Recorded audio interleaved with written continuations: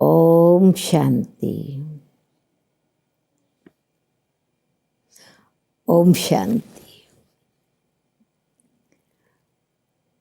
सच्चिदानंद गति सद्गति दाता सत्यम शिवम सुंदरम मनुष्य सृष्टि के बीज रूप गति सद्गति दाता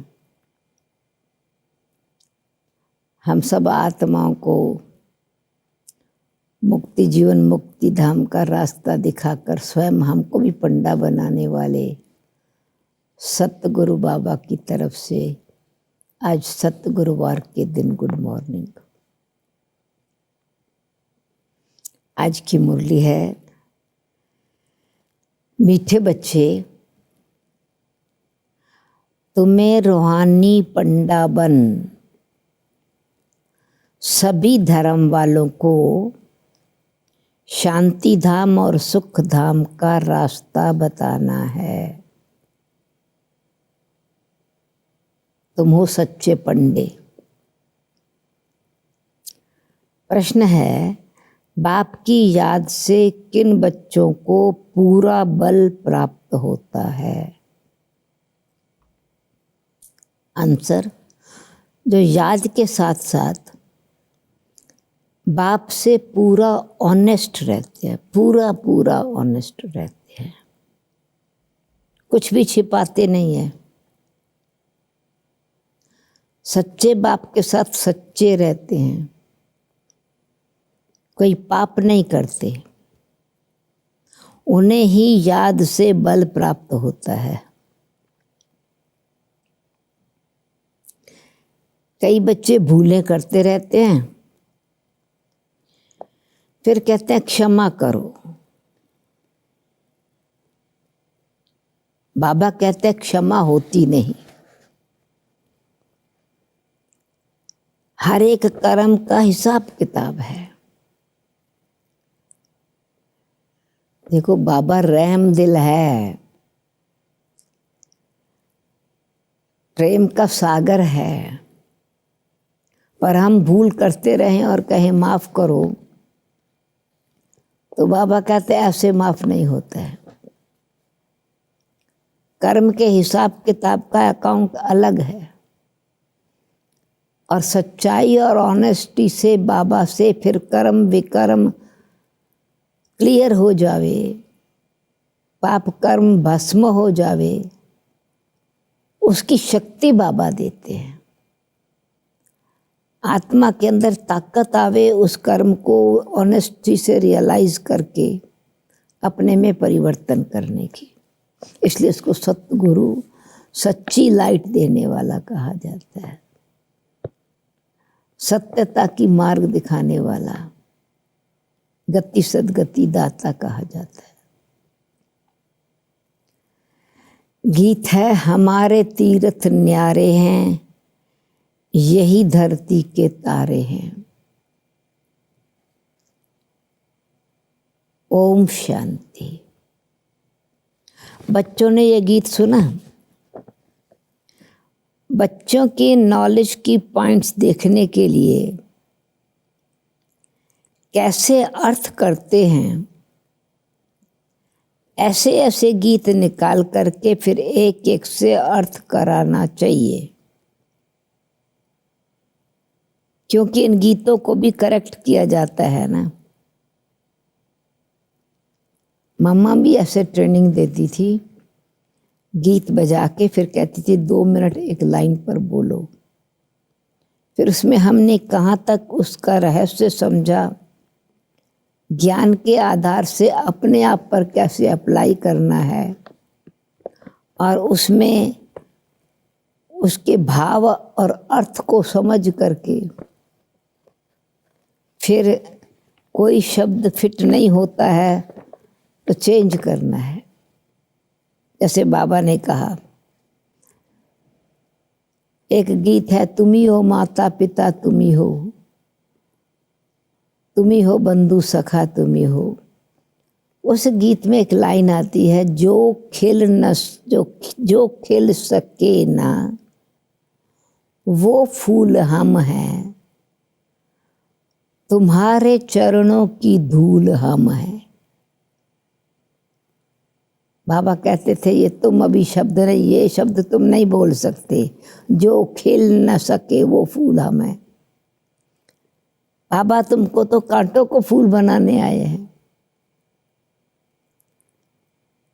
चरणों की धूल क्या तुमको सिर का ताज बनाने आए हैं, क्राउन ज्यूअल बनाने आए हैं।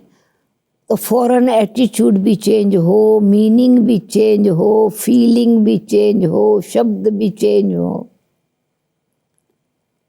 इसलिए गीत का अर्थ क्या है, कैसे करेक्ट किया जाता है, वो बाबा और मम्मा सिखलाते थे।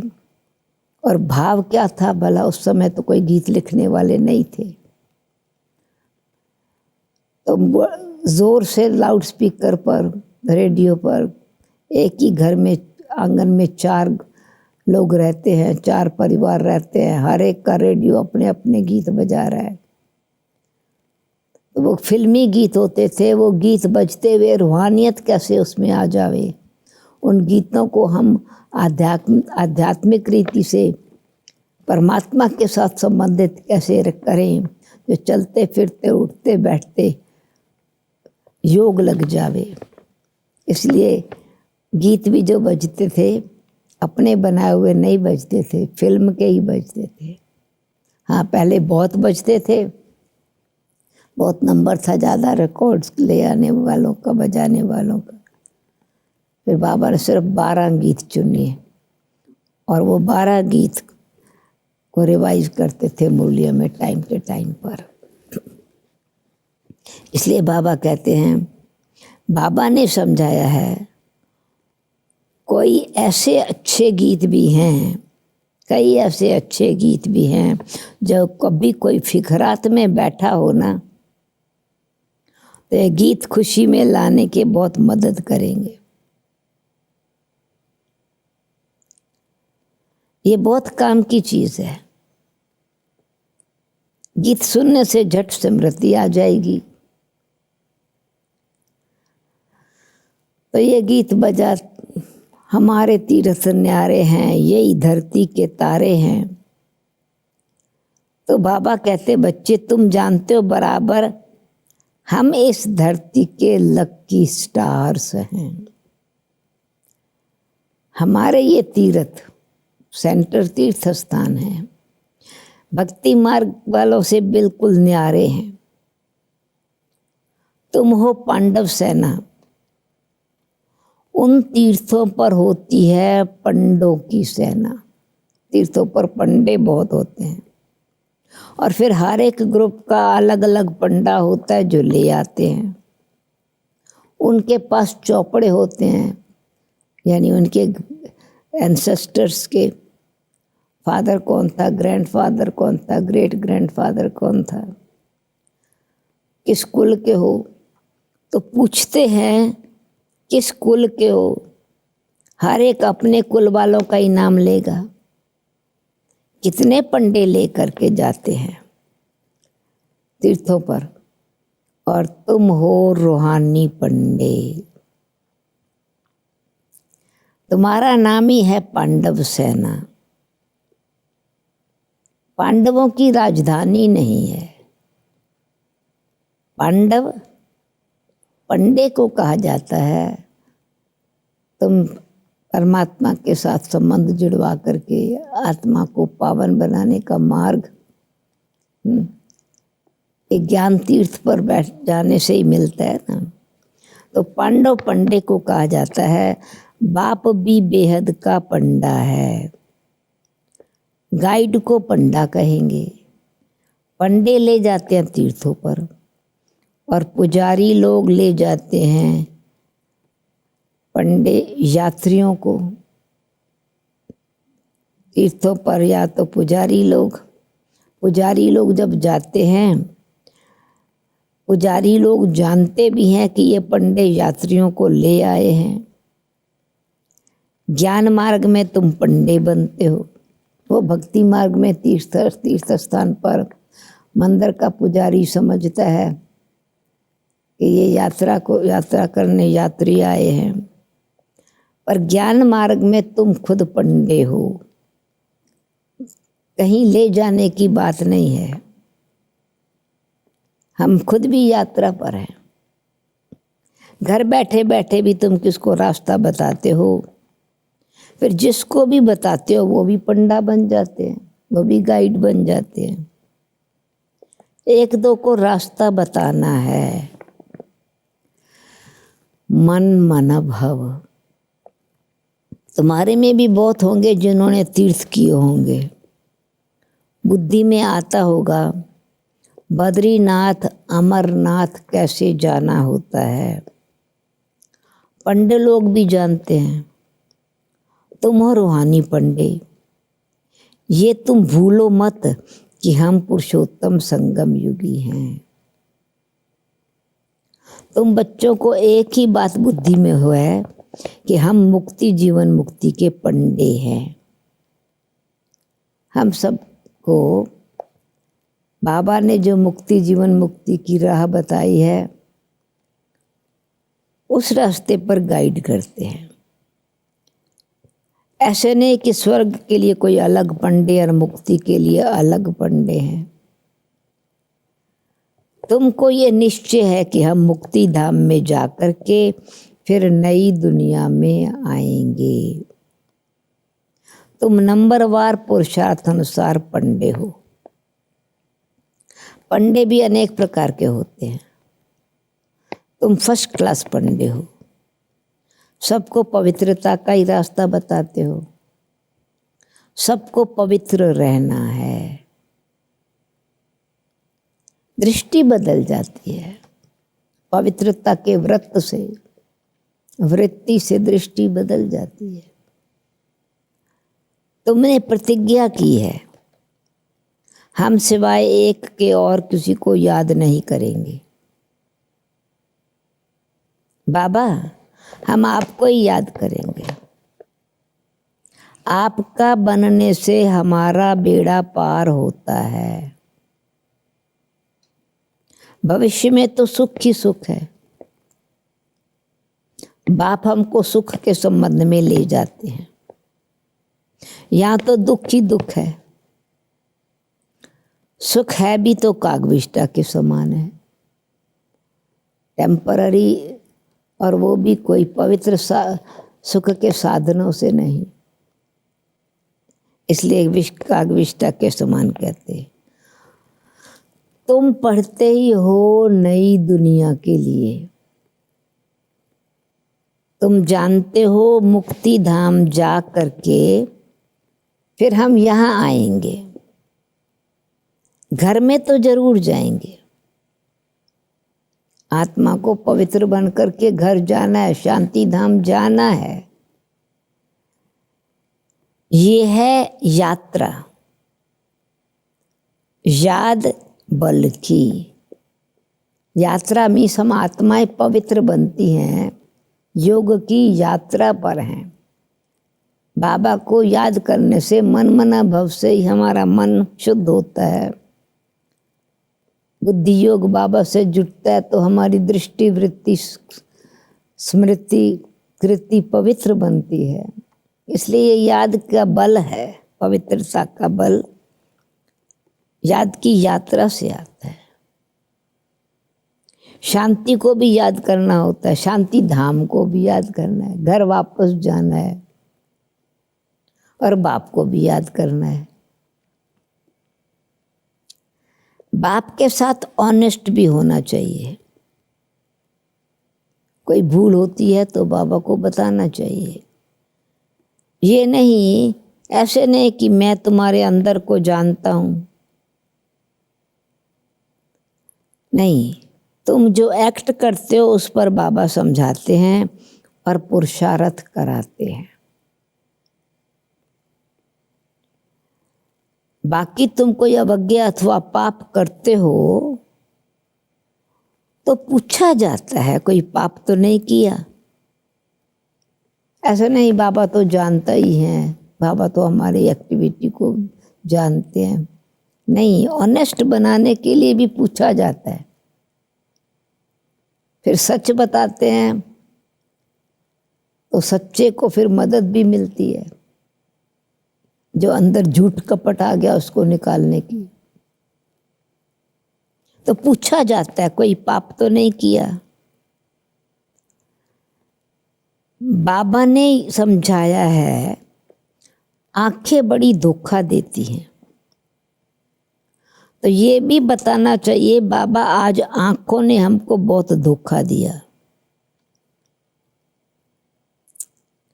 यहाँ तो डर रहता है, घर में जाता हूँ तो मेरी बुद्धि चलायमान हो जाती है, चलायमान होती है। चंचल वृत्ति, वृत्ति चंचल होती है, बुद्धि चंचल होती है। तो बाबा ये हमारी बड़ी भूल है, क्षमा करो।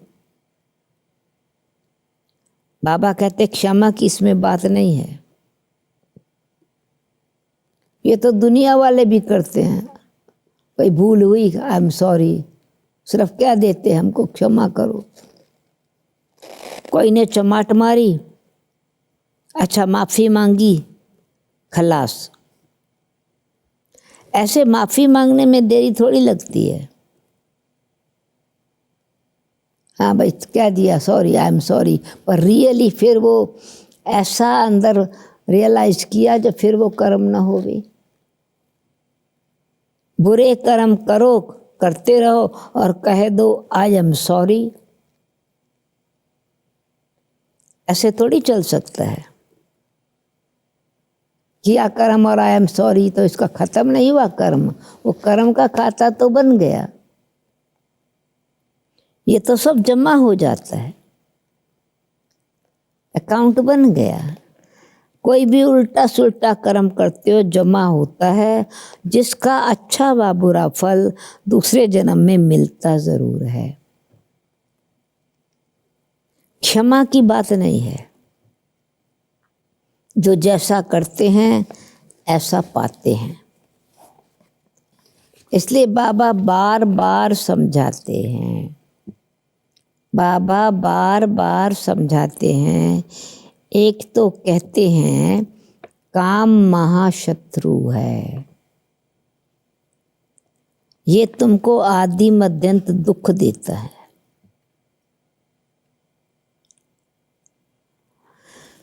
बाबा को कहते ही हैं पतित पावन। पतित विकार में जाने वाले को कहा जाता है।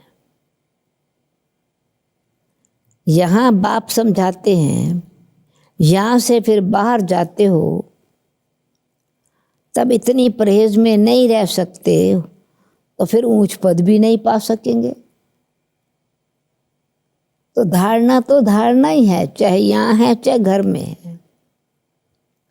बाबा समाचार तो सुनते हैं ना, कोई भक्त कोई आते हैं ज्ञान सुनने, अच्छा अच्छा कहते हैं, फिर बाहर जाने से धारणा नहीं रहती। सतयुग में तो विकार की बात ही नहीं है। अभी तो भारत का ये हाल है, वहां तो बड़े बड़े महलों में रहते हैं, अथाह सुख है। वहाँ सतयुग में तो बड़े बड़े महलों में रहते हैं, अथाह सुख है, सुखी रहते हैं। बाबा बच्चों से भी सब इंक्वायरी करते हैं। बाबा समाचार तो देना, बाबा को समाचार तो देना है ना। कोई झूठ भी बोलते हैं, विचार करना चाहिए हम कितना झूठ बोलते हैं। कोई पाप कर्म किया फिर झूठ क्यों बोला। इनसे तो बिल्कुल झूठ नहीं बोलना चाहिए। बाप तो ट्रुथ बताने वाला है।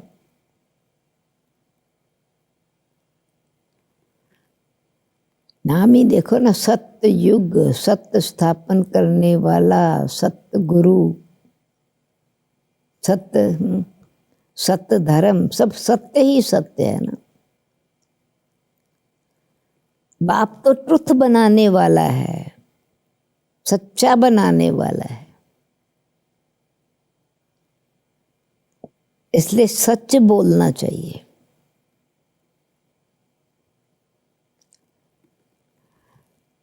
वहाँ झूठ होता नहीं, झूठ का नाम निशान नहीं होता, और यहाँ फिर सच का नाम निशान नहीं है। फर्क तो रहता है ना। बाप कहते हैं ये कांटों का जंगल है, परंतु अपने को कांटा समझते थोड़ी हैं। बाप कहते हैं काम कटारी चलाना ये सबसे बड़ा कांटा है, इससे ही तुम दुखी हुए हो। बाबा अब तुम्हें सुख घनेरे देने आए हैं। तुम जानते हो बराबर सुख घनेरे थे। सतयुग को कहा जाता है सुख धाम। वहाँ बीमारियां आदि होती नहीं, हॉस्पिटल जेल आदि होते नहीं, ना कोई बीमार है, ना कोई पाप कर्म करता है, ना कोई रॉन्ग एक्शन दुखी होने का या दुखी करने का, तो ना जेल है, किसी भी प्रकार की जेल नहीं है। गर्भ जेल भी नहीं है तो बाकी दूसरी जेल भी नहीं है। तन भी सुखी है तो मन भी सुखी है। दुख का नाम निशान नहीं होता।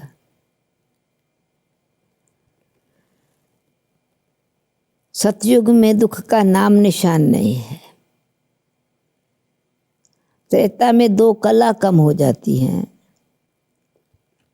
तो सुख की परसेंटेज कम हो जाती है ना। इसलिए बाबा कहते हैं दुख की दुनिया तो नहीं है तो सुख धाम। पर त्रेता में 2 कला कम हो जाती है तो थोड़ा कुछ होता है, कॉन्ट्रास्ट तो है, फिर भी हेवन कहा जाता है ना। जैसे एक मकान बनाओ, 6 महीने के बाद मकान की वो चमक खत्म हो जाएगी, पुराना तो नहीं कहेंगे ना। तो ऐसे यानी हेवन तो कहा जाता है ना। अब बाप कहते हैं सतयुग में तो तुम सुखी रहते हो। तो अभी अपने आप से हम पूछें अभी कौन सा सुख है हमको? हम तो अभी भी बड़े सुखी हैं। सतयुग से भी ऊंचा सुख तो अब है। खुशी अभी है। खुशी है कि भगवान पढ़ाते हैं और संबंध बाबा से जुटा है तो सुख कौन सा है? योग है तो सुख कौन सा है? अतीन्द्रिय सुख। तो संगम युग पर हमको अतीन्द्रिय सुख है। तुम बच्चों को तो अथाह अतीन्द्रिय सुख में रहना चाहिए। पढ़ाने वाले को भी याद करना है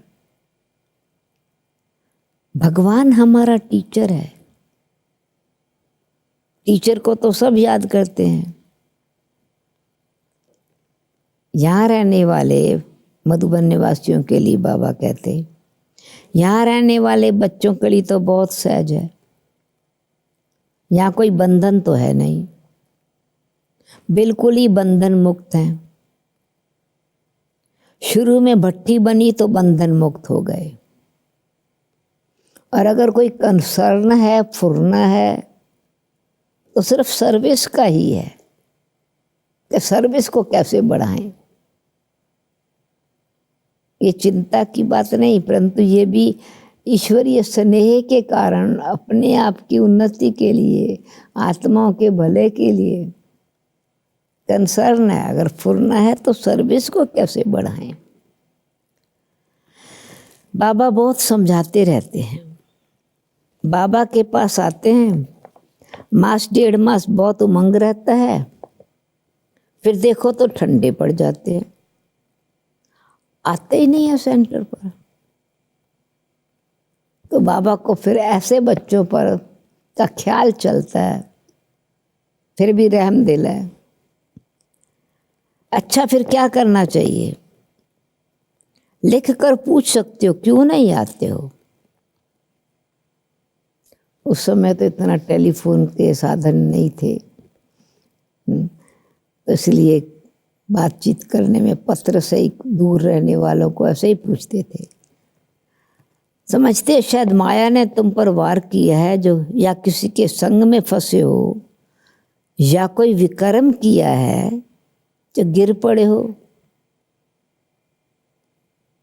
क्योंकि अंदर कोई ना कोई परिस्थिति का पता चलता है, तो शायद माया ने तुम पर वार किया है, या कोई के संग का असर हुआ है, किसी के संग में फंसे हो, या कोई विकर्म किया है जो गिर पड़े हो। तो फिर उठाना तो चाहिए ना, रहम पड़ना चाहिए ना उनको, उनके ऊपर पुरुषार्थ करना चाहिए। बाबा कहते हैं उनके दिल का हाल चाल पूछो। दिल लेनी होती है ना, तुम चिट्ठी लिख सकते हो, खुद वो ना भी बतावे तो उनको तुम पूछ सकते हो, क्योंकि बहुतों को लज्जा आती है तो फिर फां हो जाते हैं, फंक हो जाते हैं। यहाँ से ही होकर के जाते हैं, फिर समाचार आता है घर में बैठ गया, कहते हैं मेरी दिल हट गई। कोई चिट्ठी में भी लिखते हैं आपका ज्ञान बहुत अच्छा है, परंतु हम पवित्र नहीं रह सकते, इसलिए छोड़ दिया है जाना। हमको ज्ञान बहुत अच्छा लगता है, पर मेरे में इतनी ताकत नहीं है। तो ऐसे चिट्ठी लिखते हैं, सिर्फ लिख देते हैं। देखो विकार कैसा गिरा देते हैं। यहाँ हाथ भी उठाते हैं कि हम सूर्यवंशी नर से नारायण बनेंगे। ये नॉलेज है ही नर से नारायण, नारी से लक्ष्मी बनने की। बाबा कहते हैं गुड़ जाने गुड़ की गोथरी जाने। कौन से बच्चे ऑनेस्टी से चल रहे हैं, कैसे चल रहे हैं, कितने शक्तिशाली हैं, कितने कमज़ोर हैं। ये शिव बाबा गुड़ मीठे ते मीठा, और गुड़ की गोथड़ी बनी जिसमें शिव बाबा आके बैठते हैं, गुड़ का बैग। ये बाबा शिव बाबा का बैग है ना, गोथड़ी है ना। ये अच्छी तरह से पूछते हैं। ब्रह्मा बाबा फिर प्यार से पूछते हैं, उनके पास समाचार भी आते हैं। वो शिव बाबा तो कहते हैं मैं पढ़ाने आया हूँ, मैं पढ़ाने आता हूँ, जो पढ़ेंगे लिखेंगे होंगे नवाब। अब बाप कहते हैं दृष्टि को बहुत बदलना है, दृष्टि बहुत पवित्र चाहिए, कदम कदम पर खबरदारी चाहिए। याद में याद से ही कदम कदम में पदम है। बहुत बच्चे फेल हो जाते हैं, सर्विसेबल पंडे भी फेल हो जाते हैं। जब तक तुम यात्रा पर हो पवित्र रहते हो। कोई तो यात्रा पर ऐसे शौकीन से जाते हैं, लौकिक में भी वैसे जब कोई यात्रा पर जाते हैं तो पवित्रता का व्रत रखते हैं। और कोई तो फिर ऐसे हैं जो यात्रा पर भी जाते हैं, शराब के शौकीन हैं, शराब आदि भी अपने साथ वहाँ ले जाते हैं, छिपा करके रख देते हैं। ऐसे तीर्थ स्थानों पर जाने वाले कोई कोई करते हैं। बड़े बड़े आदमी भी इसके बगैर रह नहीं सकते। अभी वो उनकी तीर्थ यात्रा क्या काम करेगी, तीर्थ क्या काम करेंगे उनके लिए, कोई पाप तो नहीं कटे ना। लड़ाई वाले भी बहुत शराब पीते हैं, शराब पीकर एरोप्लेन सहित स्टीमर के ऊपर गिर पड़ते हैं। स्टीमर भी खत्म तो खुद भी खत्म। अब भी तुम बच्चों को मिलता है ज्ञान अमृत, बाकी याद ही है मुख्य, बाकी याद की है मुख्य बात, जिससे तुम 21 जन्मों के लिए एवर हेल्दी वेल्दी बनते हो। बाबा ने कहा था लिख दो 21 जन्मों के लिए हम एवर हेल्दी वेल्दी कैसे बन सकते हैं, आकर के समझो। बात बाहर बोर्ड पर लिख दो। भारतवासी जानते हैं बराबर भारत में आयु बड़ी थी। देवताएं इसलिए तो कभी अपनी इच्छा से शरीर छोड़ते थे, इसलिए अमर कहते थे। स्वर्ग में कभी कोई बीमार नहीं होते।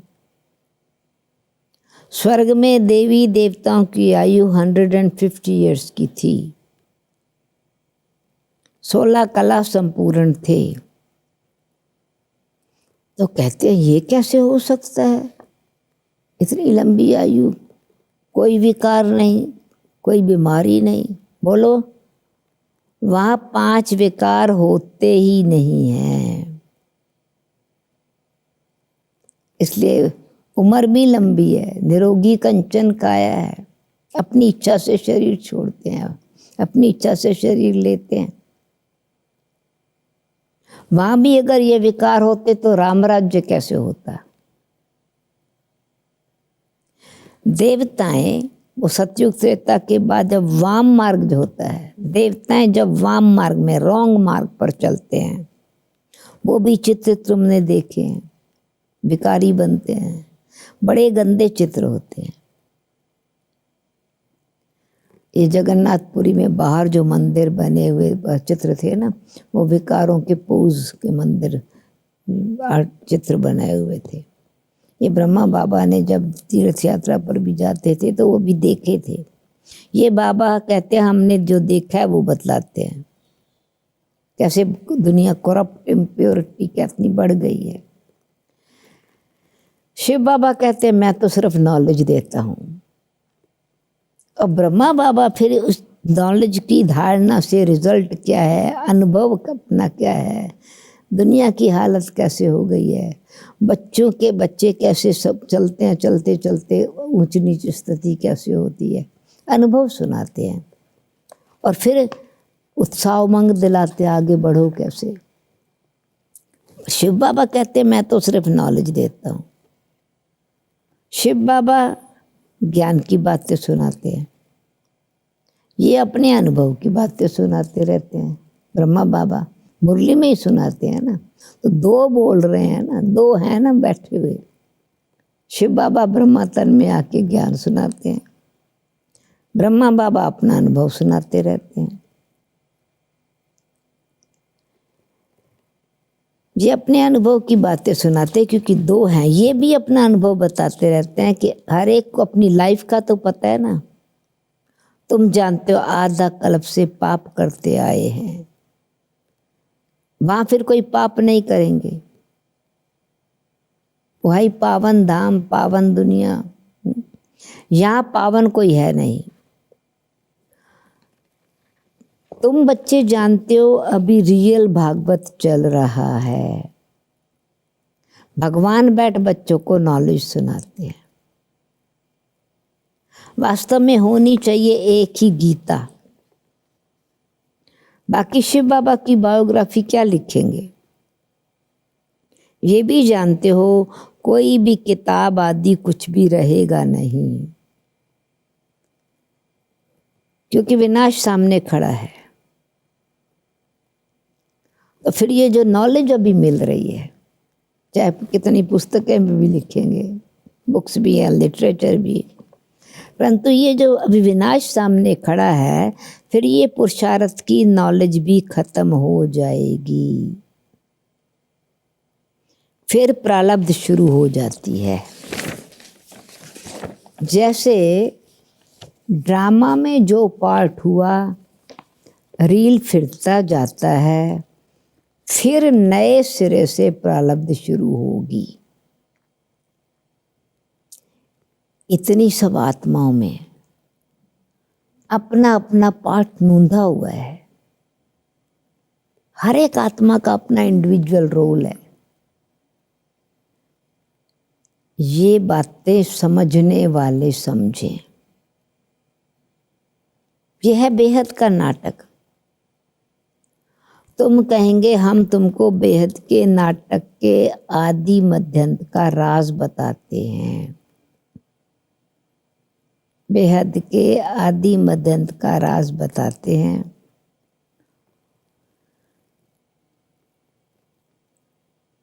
आत्माएं कहाँ की निवासी हैं? वो है निराकारी दुनिया, ये है साकारी दुनिया। बाबा ने कहा वो घर है, एक्टर्स वहाँ रहते हैं। ये पार्ट साकारी दुनिया, या हम पार्ट प्ले करते हैं। बाबा कहते हैं हम तुमको सारा राज समझाते हैं, ये चक्कर कैसे फिरता है। जिसको तुम समझाओगे तो उनको बड़ा मजा आएगा। ऐसे मत समझो कोई सुनता नहीं है। प्रजा बहुत बननी है, इसलिए बाबा कहते हैं हिम्मत नहीं हारनी है, डिसहार्टेंड नहीं होना है, हार्ट फेल नहीं होना है, सर्विस में होपलेस नहीं बनना है, हार्ट फेल नहीं होना है, यानी डिसहार्टेंड नहीं होना है। तुम समझाते रहो, एनकरेज कर रहे हैं बाबा। व्यापारियों के पास ग्राहक तो बहुत आते हैं, आओ हम तुमको भेद का सौदा देवें। भारत में इन देवी देवताओं का राज्य था, फिर कहाँ गया, कैसे 84 जन्म लिए, आओ हम आपको समझाएं। ऐसे जब कोई आते हैं तो अच्छी तरह से उनको वेलकम कर समझाना चाहिए। भगवानो वाच्य, तुम अपने जन्मों को नहीं जानते हो। बाबा ने कहा बहुत सारी बातें तुम समझा सकते हो, बहुत सर्विस कर सकते हो। जब फुर्सत मिलती है बोलो, हम तुमको विश्व की हिस्ट्री ज्योग्राफी समझाते हैं। सिवाय बाप के कोई समझा ना सके, हम वो आपको बातें सुना रहे हैं जो परमात्मा समझाते हैं। आओ तो हम रचता रचना का राज, आओ तो हम तुमको रचता रचना का राज समझाएं। अभी तुम्हारा यह अंतिम जन्म है, भविष्य के लिए अभी कमाई करो। बाबा समझाते हैं ना, बच्चे तुम ऐसे ऐसे सर्विस करो, तुम्हारे ग्राहक यानी जो आत्माओं को ज्ञान रतन लेने हैं, जो देवता धर्म के पुराने भक्त होंगे, वो ग्राहक है ना, तुम्हारे ग्राहक ये बातें सुनकर खुश होंगे। कोई भी दुकान पर आते हैं तो तुम दुकान पर सौदा लेने आते हैं, उनको भी ये बातें सुनाओ। तुम्हारे ग्राहक ये बातें सुनकर बहुत खुश होंगे, तुमको भी माथा टेकेंगे, शुक्रिया मानेंगे। तो बाबा व्यापारियों को जो अपना बिजनेस भी कर रहे हैं, शॉप भी चला रहे हैं, धंधा कर रहे हैं, तो साथ साथ ये बातें भी उनको समझाओ।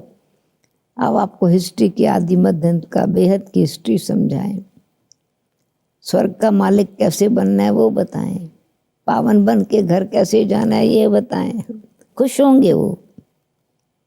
व्यापारी लोग तो और ही जास्ती सर्विस कर सकते हैं। व्यापारी लोग धर्माऊ भी निकालते हैं। तो तुम तो बड़े धर्मात्मा बनते हो।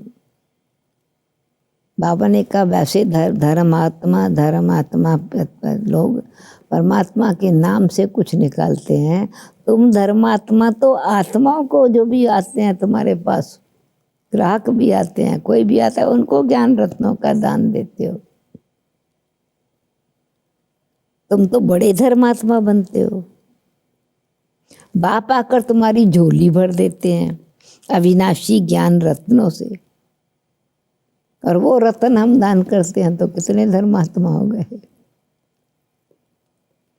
अनेक प्रकार की राय बाबा देते हैं, ऐसे ऐसे करो, पैगाम देते रहो, थको मत। नहीं, जैसे कितना अच्छा बाबा प्यार से समझा रहे हैं। वो माँ बाप बच्चों को एनकरेज करते हैं ना, रुपया दे देंगे, हाथ में नोट दे देंगे, कहेंगे अच्छा तुम मत्था टेको। कोई आएगा कहेंगे अच्छा इनको दान करो। तो बाबा देते हमको ज्ञान धन रतन, कहते तुम जिस दान इनको दे दो ज्ञान रत्नों का दान।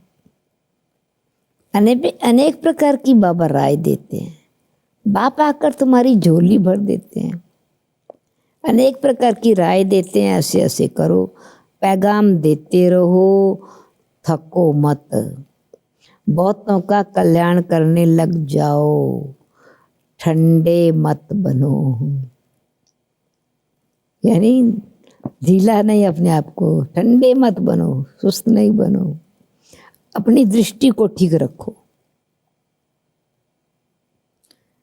यानी पुरुषार्थ करने में उत्साह को नहीं छोड़ो, उमंग नहीं छोड़ो, हिम्मत नहीं हारो, अपनी दृष्टि को भी ठीक रखो, क्रोध भी नहीं करना है, युक्ति से चलना है। बाप अनेक प्रकार की युक्तियां समझाते रहते हैं।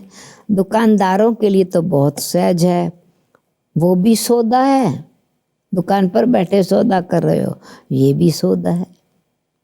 कहेंगे ये तो बहुत अच्छा सौदा है, ज्ञान रत्नों का दान देंगे ना, झट ग्राहक जम जाएंगे।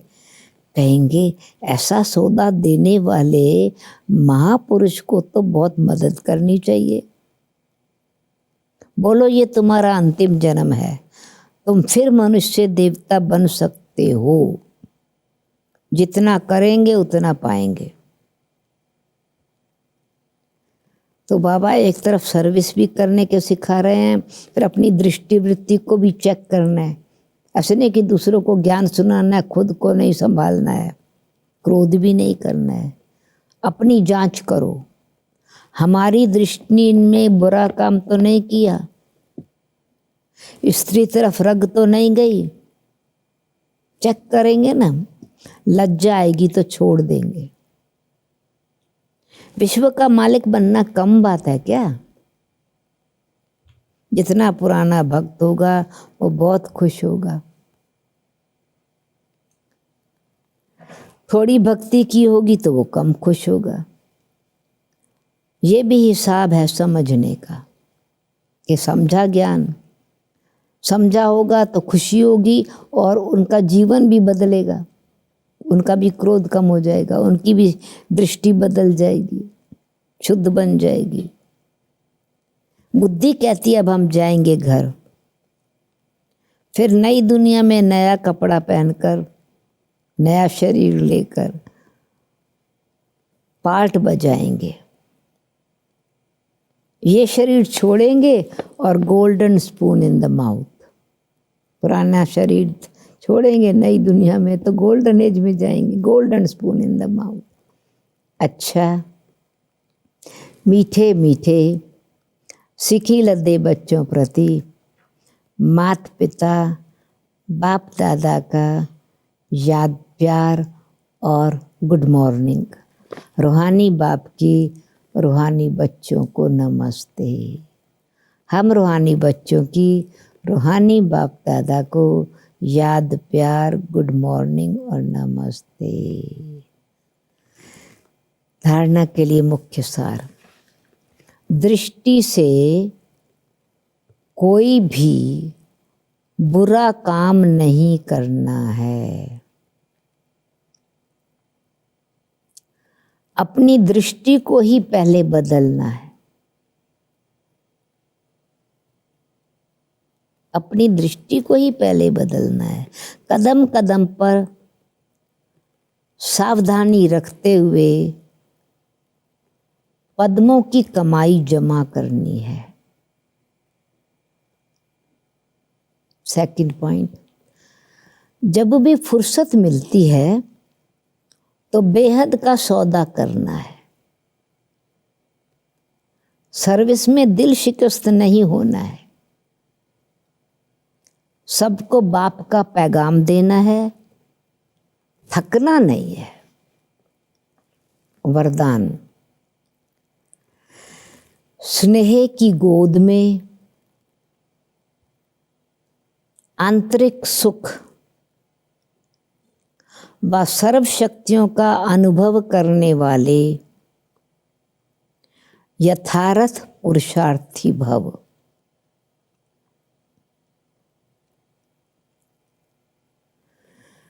एक्सप्लेनेशन, जो यथार्थ पुरुषार्थी हैं वो कभी मेहनत व थकावट का अनुभव नहीं करते, न मेहनत का अनुभव न थकावट की महसूसता।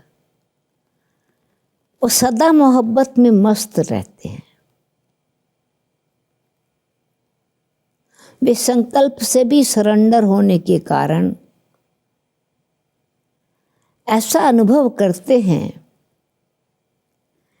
कि हमें बाप दादा चला रहे हैं, मेहनत के पांव से नहीं, लेकिन स्नेह की गोदी में चल रहे हैं। बाबा पाल रहे हैं, स्नेह की गोदी में चल रहे हैं। स्नेह की गोद में सर्व प्राप्तियों की अनुभूति होने के कारण वो चलते नहीं, लेकिन सदा खुशी में, आंतरिक सुख में, सर्व शक्तियों के अनुभव में उड़ते रहते हैं।